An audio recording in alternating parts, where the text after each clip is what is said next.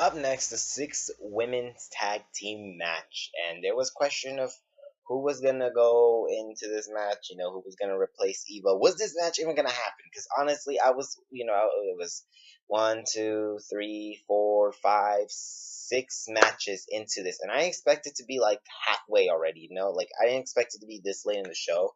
I expected it to be the second match, so I was like questioning whether it was gonna happen, but it did happen. Anyways, though, there was questions as to who was going to be the partner if this was going to be a handicap match. So, anyways, let me break it down to tell you how it happened. Naomi made her entrance, then Carmella, then Becky, then Natalia, Alexa, and then Eva Marie's music hits. Her entrance thing goes all out, her announcer, and then he would say is suffering from anxiety due to hostile fans, and so won't be competing. So that is a perfect way, or well, a good enough way to justify her suspension. And said that she is enjoying a beautiful vacation. And then Eva would post on her Instagram eating a box of chocolates or whatever she was eating that she'll see us in 27 days to make her debut. But luckily, the announcer would then go on to saying, and joining Alexa and Natalia, and then the music hits and the crowd goes crazy. Nikki Bella returned. It was amazing. I loved it.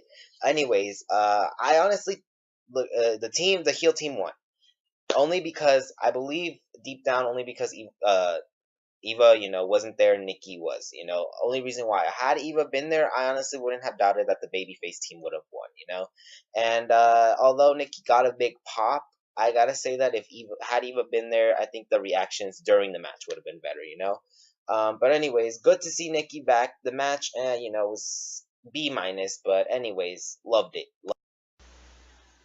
Up next, the Universal Championship was up for grabs. Seth Rollins versus Finn Balor. Of course, this match did not disappoint. Really amazing match. The only thing that made me disinterested in it was the design of the belt. It was hideous. It was atrocious. I don't like it. It was the belt essentially. If you haven't seen it, I'll post a picture of it at the end of this video. But anyways, point is the belt. It's a red strap. It was ugly. I'll show it to you in a bit. But anyways, Finn ended up winning. Honestly, big swerve there. Kind of. I don't know. I didn't know who to what to expect. I'm more of a Rollins guy, but honestly, I don't know. Finn doesn't deserve it. I don't think he really does. And fans, before you disagree with me, he had 3 matches, guys. Meanwhile, Sami Zayn and Cesaro been there longer than Finn and are doing kickoff show matches, and they're as talented as Finn. This is where I kind of had mixed feelings of it. Anyways, though, Finn won, and he won an ugly title. So, not saying that's a good thing. Not saying that's what he gets, but I'm saying, it's not that big. But the match, amazing. Sadly, it will be overshadowed by the fact that the Universal Championship looks ugly. It's just I don't like it. I don't like it. Maybe you will, but to me it just looks a lot like the TNA knockouts tag titles. It just looks like that, except WWE version. It looks more like a women's title. It honestly doesn't even look like a title. It looks like a toy belt. It looks like a little kid designed it. And anyways, the match though, amazing match. Solid A. Pretty cool. Heel work by Seth Rollins, great. It was cool. The Demon King versus Seth. The crowd was intense. Again, the crowd really did a lot for these matches, and gotta give big props to the NXT Brooklyn crowd. The Takeover.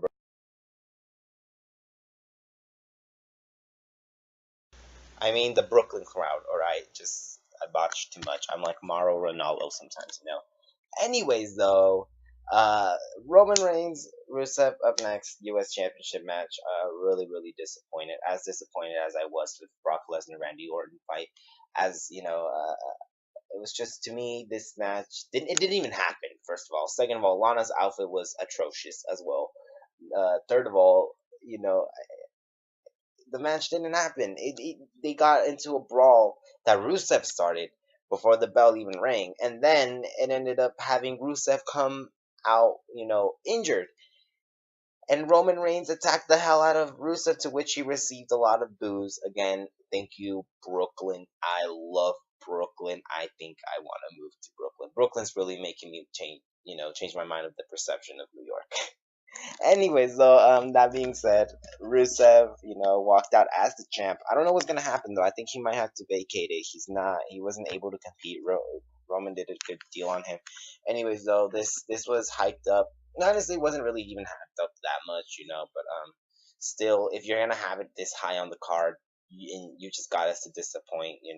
But I guess I see what WWE kind of did here. They wanted something to not overshadow the Brock versus Randy fight, which it's terrible. Anyways, though, not don't really care for this match. This was like a D minus, barely even an F. It's just like D match. Didn't even happen, so I don't even think I could grade it. My reaction to it, Roman looked a bit like a heel, but I don't know. I think everyone's looking like a heel. So, that being said, don't really care for it, and that's that of it. Rusev walked out on top. Roman ended up spearing him at the end, stood tall as he always does. Vince. And up next, the main event time. Let me go out by saying that the match started off pretty well. Not gonna lie, pretty cool. We had Suplex City, RKO. The match itself, though, it ended up lasting a little bit due to the fact that first of all, let me break this down for you. I ended up landing 7:55 and 7 minutes 55 seconds.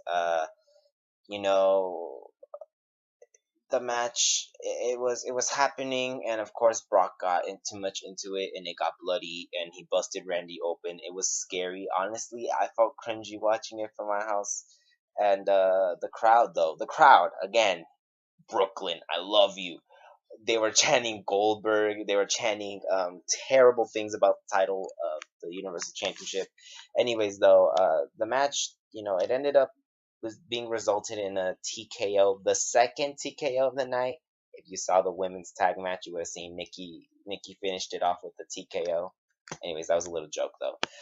In all seriousness, this match really disappointed me. I expected it to go way further, or at least for Undertaker to have returned, as there were rumors of him interfering in this match or in the Universal Championship match, or Goldberg.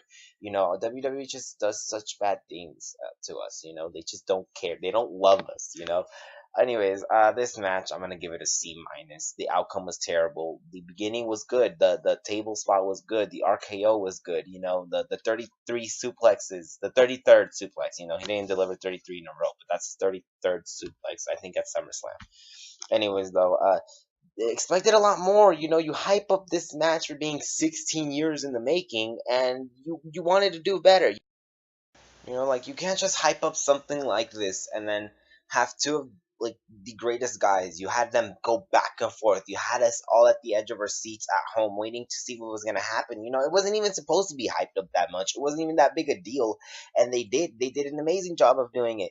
But again, I don't know what was going on, and I don't know if Dean Ambrose is right. If it was lazy work on the part of Brock, or if it was just WWE designing it this way. But anyways, I didn't like it, hated it. I just the ending was terrible. But anyways, Shane McMahon did come out though, trying to help out his you know guy from SmackDown, Randy Orton, and ended up getting F5 by Brock Lesnar. Again, not don't really mind. I don't care about it.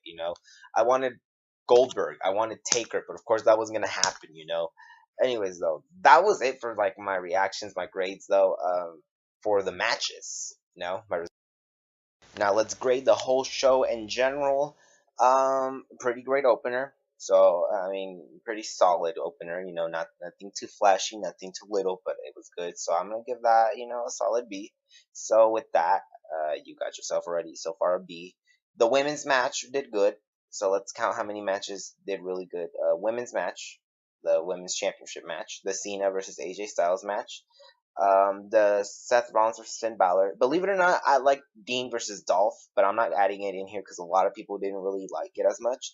So far, three matches didn't fail too much to disappoint. So for that, I'm gonna have to give the whole show in general a B minus. The main event was too hyped up. Actually, a C because of the main event being too hyped up and giving us such a crap finish. I didn't like it. I don't know if you guys did, but I didn't like it. I didn't like the belt either. Too much hype for the belt. I did like Nikki return. Big takeaway was Nikki returning Charlotte. winning the championship.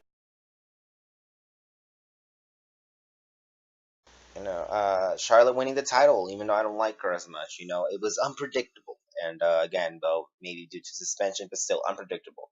Uh, you know, we had Finn win.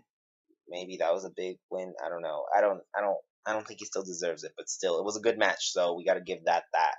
Another big takeaway: Big E's return. I already mentioned Nikki, so Big E.